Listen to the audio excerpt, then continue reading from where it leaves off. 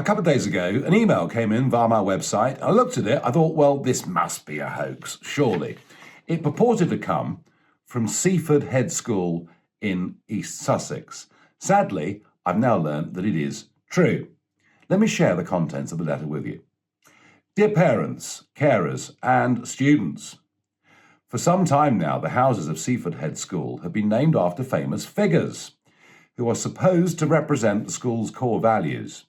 However, recently, we have gained increased awareness of the actions and attitudes of some of these people, and their appropriateness as representatives of the houses has been questioned by students. For example, Churchill could be considered to be an important historical figure, could be considered.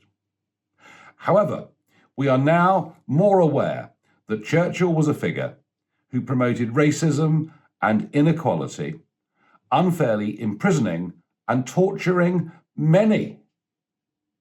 And they go on to say that prejudice must not be encouraged within their community, and therefore the name of Churchill is going to be removed from one of the houses at Seaford Head School.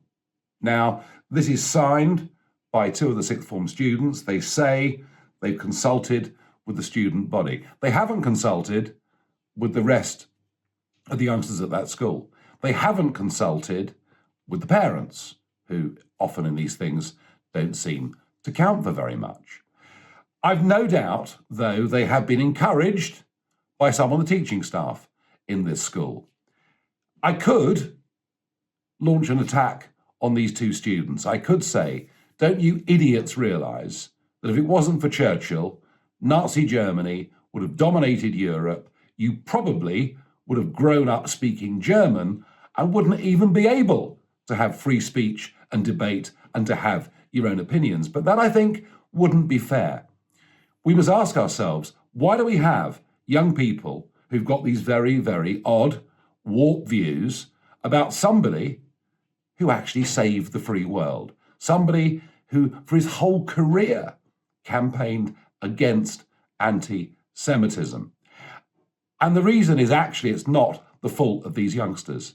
It is our educational establishment through schools, and it's even worse at universities, who are promoting a hard left Marxist agenda, whether they know it or not. It's all dressed up in terms of racial equality.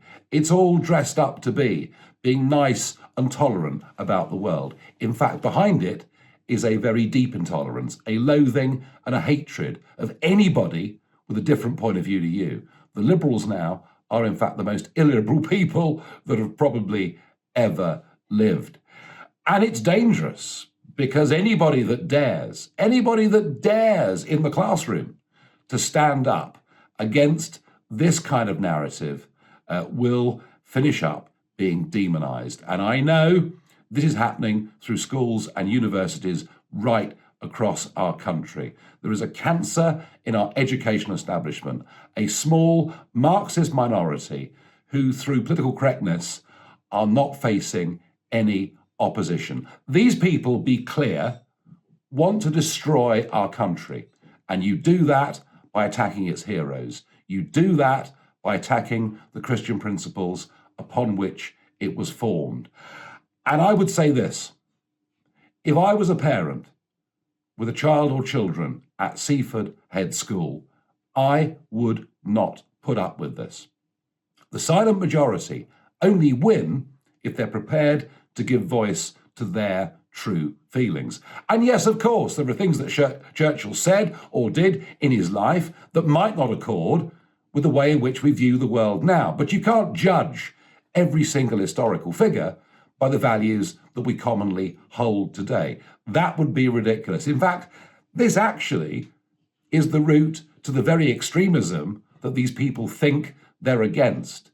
It is by rewriting history. It is by changing school curriculums. It is by changing the names of a house at a school and by demonizing important historical figures. That is the path to totalitarian thought. That is the path to losing our freedom of speech and our liberty. And we've got to take a stand. And it's very tough to say this to 16 or 17-year-olds, because if they do speak out, they will get attacked. But parents can make a stand against what these schools are doing. Parents need to take a stand against what is happening. Churchill, for all his faults, was an extraordinary and great man, without whose courage and foresight and determination we would have fallen to Nazi Germany. The Americans would not have had the jumping off base that was needed to launch D-Day and the Normandy invasions. And the very thought that this letter says he could be an important historical figure, I can't think of a single one that is more important. Earlier this year, we saw Black Lives Matter protesters daubing his statue. We now see that leading on to what is going on in schools like Seaford Head. The silent majority must stand up and speak. I'm doing it. Will you?